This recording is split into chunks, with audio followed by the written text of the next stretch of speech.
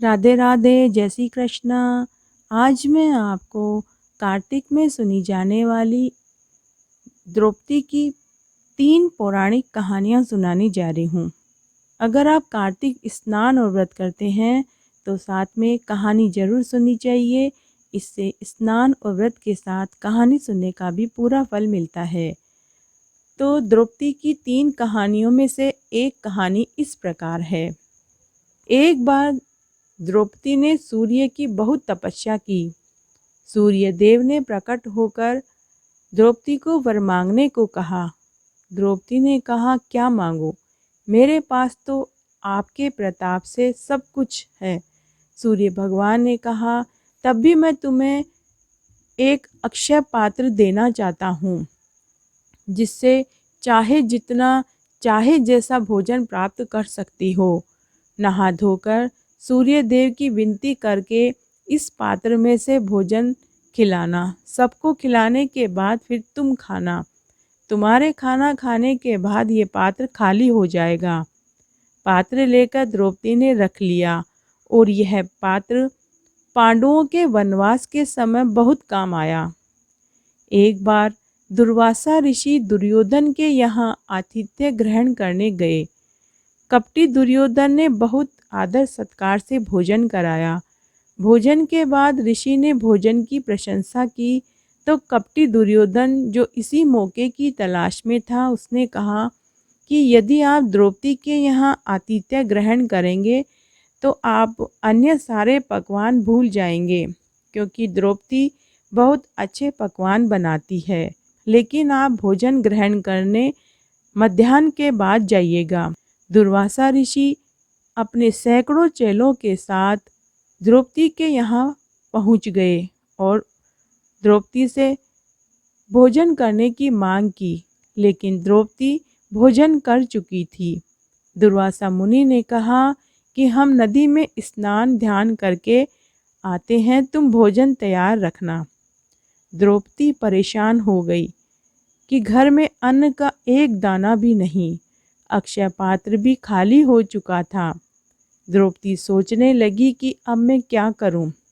अगर ऋषि को भोजन नहीं कराया तो वे श्राप देंगे। इस संकट की घड़ी में द्रौपदी ने भगवान श्री कृष्ण को पुकारा।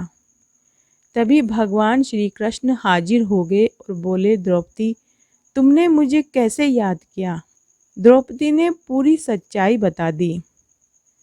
तब भगवान श्री कृष्ण ने कहा कि द्रौपदी, आप झूठ बोल रही हैं। अक्षय पात्र तो अभी भी भरा हुआ है। इतना सुनकर द्रौपदी ने अक्षय पात्र भगवान श्री कृष्ण को लाकर दिखाया। भगवान श्री कृष्ण ने देखा तो पात्र में एक दाना चावल का और एक पत्ती सब्जी की चिपक रही थी, जो धोने में कहीं रह गई थी। कृष्ण भगवान ने वह एक चावल का दाना और एक सब्जी की पत्ती खाकर पानी पिया तो उन्हें डकार आ गई। संसार के स्वामी का पेट भरते ही स्नान करके लौट रहे दुर्वासा ऋषि और उनके चेलों को भी डकार आ गई। चेलों ने कहा, गुरुजी, हमें तो ऐसा लग रहा है कि हमारा तो पेट भर गया है। दुर्वासा ऋषि ने भी कहा कि मुझे भी ऐसा ही लग रहा है। दुर्वासा ऋषि ने कहा कि अब हम द्रौपदी के यहाँ भोजन कैसे करेंगे, क्योंकि हमारा तो पेट भरा हुआ है। तो वो उधर से बिना द्रौपदी के पास गए ही वापस चले गए। तो हे कृष्ण, हे मुरारी, हे गोविंद, जिस प्रकार आपने द्रौपदी को संकट से उबारा, वैसे सभी को उबारना, कहने वाले को, सुनने वाले को और हुक्कारा भरने वाले को। अब मैं आपको दूसरी कहानी सुनाने जा रही हूँ। राजा द्रुपद के कोई संतान नहीं थी। ऋषि और मुनियों की सलाह से संतान पाने के लिए उन्होंने यज्ञ किया। यज्ञ से उन्हें 2 संतान प्राप्त हुई, एक पुत्र और एक पुत्री। राजा ने पुत्र का नाम शिखंडी और पुत्री का नाम द्रौपदी रखा। द्रौपदी बड़ी होकर सर्वगुण संपन्न व रूपवान हुई। ऐसी पुत्री के योग्य वर के लिए राजा द्रुपद ने स्वयंवर रचा। स्वयंवर में द्रौपदी को ब्याने बड़े बड़े राजा राजकुमार, सेनापति और वीर आए। राजा ने सभी राजाओं और सेनाध्यक्षों को स्वयंवर की शर्त बताई कि एक कड़ाह में तेल भरा हुआ है, उसके ऊपर एक खंबे पे मछली घूम रही है। अगर कोई सज्जन जो नीचे कड़ाह में देखते हुए मछली की आंख में तीर मारेगा, द्रौपदी उसी को ही अपने वरमाला पहनाएगी। सभी राजाओं, राजकुमारों, सेना अध्यक्षों ने मछली की आंख बींधने की कोशिश की, लेकिन सभी असफल रहे। दुर्योधन ने भी हाथ आजमाया, लेकिन असफल रहा। तब राजा द्रुपद बोला कि इस पृथ्वी पर मेरी द्रौपदी के योग्य वर कोई है या नहीं। अर्जुन इतना सुनते ही उठे और कहा कि द्रुपद राजा, मैं इस मछली की आंख बींधूंगा और द्रौपदी को ले जाऊंगा। अर्जुन ने अपने गांडीव से मछली की आंख में तीर मारा और पांचों भाई द्रौपदी को खुशी खुशी लेकर माँ के पास पहुँचे और आवाज़ लगाई, माँ माँ, देखो हम क्या लेकर आए हैं। माँ अपने काम में व्यस्त थी, सो कहा, जो भी चीज़ तुम लाए हो आपस में बांट लो। इतना सुनते ही पांचों भाई हतप्रद होकर खड़े के खड़े रह गए कि अब क्या करें। इतने में माँ ने अपना काम निपटा लिया और देखा तो पांचों भाई कतार में और उनके बीच में एक औरत खड़ी है। भीम ने माँ को सारा वृतांत बताया। तब माँ ने कहा, यह मैंने क्या कह दिया। द्रौपदी कोई वस्तु तो है नहीं जो आपस में बांटी जा सके। तब द्रौपदी ने कृष्ण भगवान को याद किया। याद करते ही भगवान हाजिर हो गए। द्रौपदी ने कहा कि प्रभु, अब आप ही बताइए, मैं सबकी पत्नी कैसे रहूं? क्योंकि माँ ने आशीर्वाद स्वरूप कहा है कि आपस में बांट लो, तो माँ की आज्ञा का पालन करना जरूरी है। आप मेरी समस्या का समाधान कीजिए। तब श्री कृष्ण भगवान ने कहा कि द्रौपदी, तूने ही पूर्व जन्म में मुझे प्रसन्न कर वरदान मांगा था कि मेरा पति सर्वश्रेष्ठ धनुर्धर, बड़ा धर्मज्ञ, बलिष्ठ, ताकत वाला, शांत व शीलवान हो। अब यह सभी गुण एक व्यक्ति में तो मिल नहीं सकते। हाँ, इन पांचों पांडवों में यह सभी एक एक गुण मौजूद है। रही बात पत्नी बनकर कैसे रहोगी, तो उसका आपको चाहिए कि एक एक वर्ष एक एक की पत्नी बनकर रहें। इस प्रकार द्रौपदी पांचों की पत्नी बनकर रही और पांचाली कहलाई। हे कृष्ण, इस कथा को कहने, सुनने और हुकारा भरने वाले को कार्तिक मास का पुण्य फल अवश्य मिले। अब मैं आपको कार्तिक मास की द्रौपदी की तीसरी कहानी सुनाने जा रही हूँ। पांडव लाक्षादिग्रह की अग्नि से बचकर सुरंग द्वारा वन में जा पहुँचे। कुछ समय बाद जब वे लौटे तो उन्होंने दुर्योधन से आधा राज्य मांगा। उन्हें बंटवारे में कुछ जंगल दे दिया। जंगल में वृक्ष और सांप भरे पड़े थे। कृष्ण ने तक्षक नाग को बुलाकर कहीं अन्य स्थान पर बस जाने को कहा।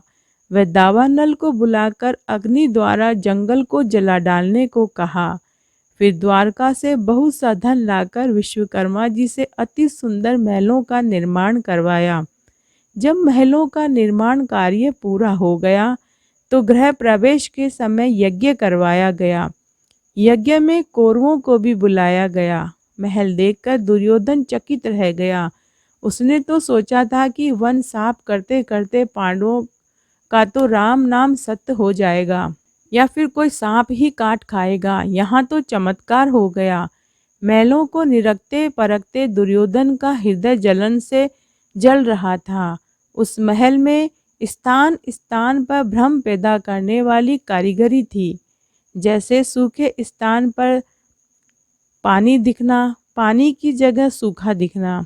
इसी भ्रम को दुर्योधन भांप न पाया और एक पानी के हौद में जा गिरा। तब द्रौपदी ने कहा, अंधे की औलाद भी अंधी। दुर्योधन ने सुनी तो उसने बदला लेने की ठानी। हस्तिनापुर पहुंचकर उसने पांडवों को जुआ खेलने के लिए आमंत्रित किया। प्रथा के अनुसार उस आग्रह को ठुकराया नहीं जा सकता था। इस कारण पांडवों ने कौरवों के साथ जुआ खेला।